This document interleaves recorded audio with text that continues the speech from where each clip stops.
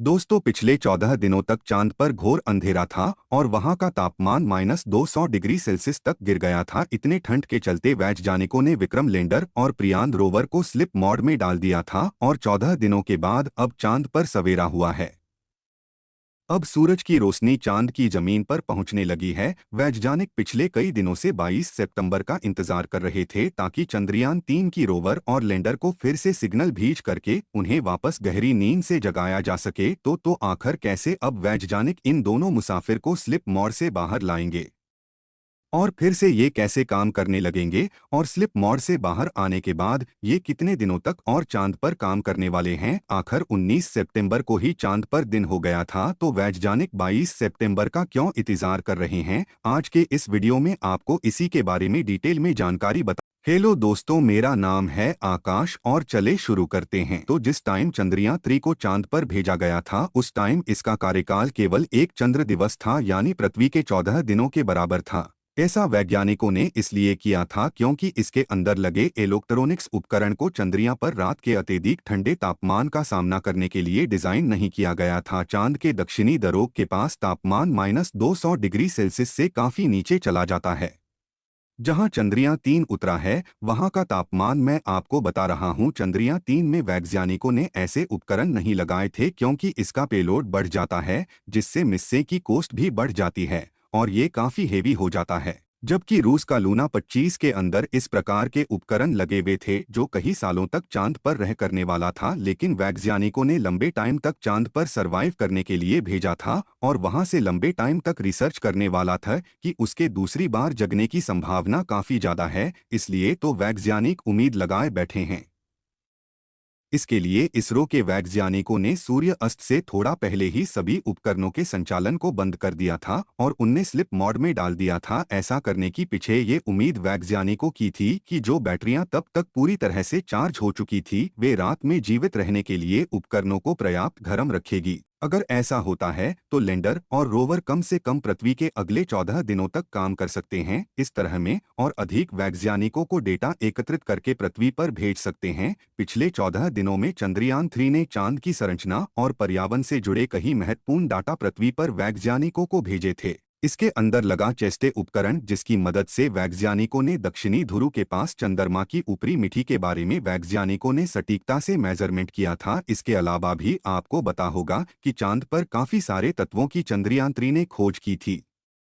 Oxygen से लेकर तमाम तरह के कीमती धातुओं की इसने चांद पर खोज की थी, जो कि दुनिया में इस खबर ने हड़कंप मचा दिया था। अमेरिका तक की नासा है उसके पीछे कान खड़े कर दिए थे। इसके अलावा दोस्तों, विक्रम लैंडर को स्लिप मोड में डालने से पहले वैज्ञानिकों ने एक प्रयोग भी किया था। इसमें लैंडर को सतह से लगभग 40 सेंटीमीटर ऊपर उठाकर दोबारा से उतारा गया था। इस प्रयोग ने लैंडर को उसके इंजन चालू करने और उसे सतह से ऊपर उठने के लिए जो जोर उत्पन्न करने की क्षमता थी उसका प्रदर्शन वैज्ञानिकों को करके दिखाया था।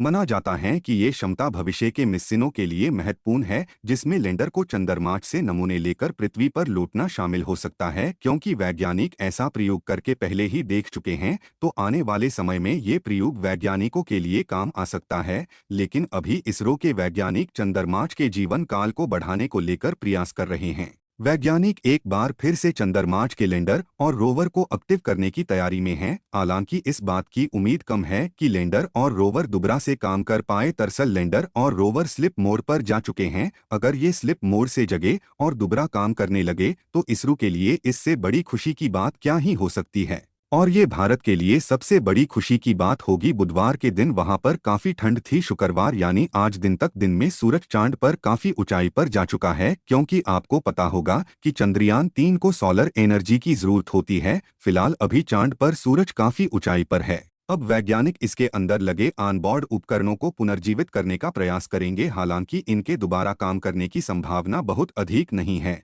लेकिन ये कोई निराशाजनक स्थिति भी नहीं है। ये भी संभव है कि लैंडर या रोवर मॉड्यूल स्लिप मोड से उठ जाएं। वैज्ञानिकों को विश्वास भी है, लेकिन पूरी तरह से कार्य क्षमता हासिल करने में ये समर्थ हो सकते हो। यानी जिस प्रकार पहले काम कर रहे थे उतनी एनर्जी से शायद ये दोबारा काम ना कर पाए। अगर भी वैज्ञानिकों की कोई से रंग लाती है तो अगले और 14 दिन तक काम कर सकते हैं। लैंडर और रोवर गहरी नींद में सो रहे इन दोनों मुसाफिर को जगाने के लिए वैज्ञानिक लैंडर को कमांड भेजने वाले हैं। उस कमांड को लैंडर रोवर तक ट्रांसफर कर देगा और वैज्ञानिकों को अंदाजा है कि कमांड मिलते ही ये दोनों वापस से चांद पर उठ खड़े होंगे। अब आपके दिमाग में सवाल उठ रहा होगा कि अगर ये दोनों उठ जाते हैं तो इन्हें अगला काम चांद पर क्या करना है और वापस कितनी दूरी इसे चांद पर तय करनी है। कहा जा रहा है कि आज के दिन 12 से 6 बजे की बीच में वैज्ञानिक इसको कमांड भेजने वाले हैं और ये सब कुछ सूरज के एंगल पर निर्भर करता है। कहा जा रहा है कि इस बार भी रोवर 10 दिन तक चांद पर काम कर सकता है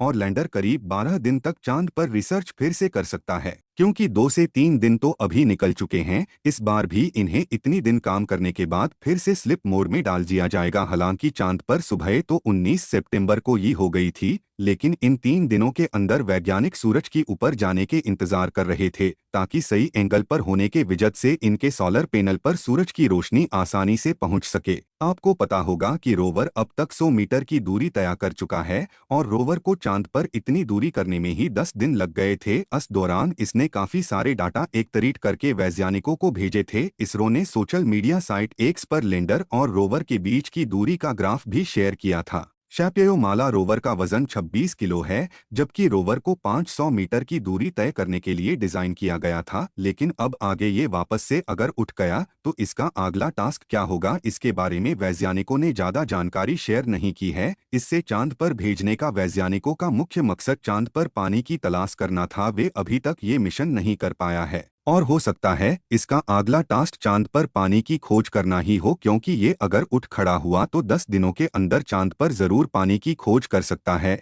और चांद पर इतनी कम दूरी तय करने के पीछे चांद की उबड़ खाबड़ जमीन भी जिम्मेदार है, क्योंकि चांद की जमीन रोवर के चलने के लिए बिल्कुल भी समतल नहीं है। आपको पता होगा कि साल 1969 में अमेरिका ने अपोलो 11 मिशन को चांद पर भेजकर पहली बार इंसानों को वहां पर उतारा था और ये मिशन पूरी तरह से सफल हुआ था और 2 लोगों ने चांद पर पहली बार कदम रखा था। लेकिन उस दिन वैज्ञानिकों को अंदाजा लग गया था कि चांद आपको जैसा नजर आ रहा है उससे ये बहुत ही ज्यादा अलग है। अपोलो 11 के बाद भी चांद के कुछ ऐसे रहस्य थे जो अभी तक वैज्ञानिक सुलझा नहीं पाए हैं। वैज्ञानिक आज तक इन रहस्य को समझने की कोशिश में लगे हैं। माना जा रहा है कि ये कुछ ऐसी पहेलियां हैं जो हमेशा अनसुलझी ही रहेगी। दोस्तों, वैज्ञानिकों का मानना है कि चंद्रमा खुद 4.51 अरब साल पुराना है। ये कैसे बना, ये भी एक रहस्य माना जाता है। कहा जाता है कि चंद्रमा का निर्माण पृथ्वी और मंगल के आकार के एक अन्य छोटे ग्रह के बीच में टकराव के दौरान इसका निर्माण हुआ था। इस प्रभाव से निकला मलबा पृथ्वी के चारों और एक कक्षा में एकत्रित होकर चंद्रमा की फॉर्मेशन लेता है।